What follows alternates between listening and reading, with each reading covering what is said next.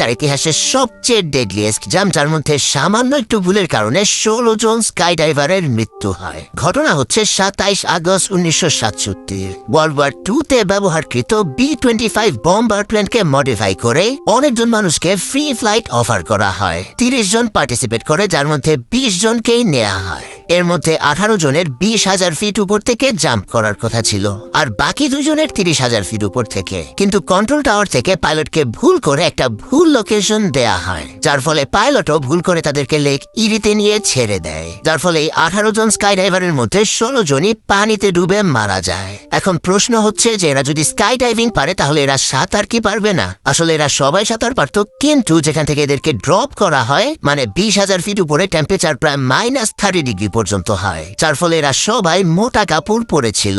এর ফলে ভারী কাপড়ের কারণে পানিতে পড়েই ডুবে যায়। আর যে বাকি 2 জন বেঁচে ছিল তারা আগে ভাগে বুদ্ধি করে তাদের ভারী জামা কাপড় খুলে ফেলে, এতে করে তারা রেস্কিউ আসা পর্যন্ত ভেসেছিল।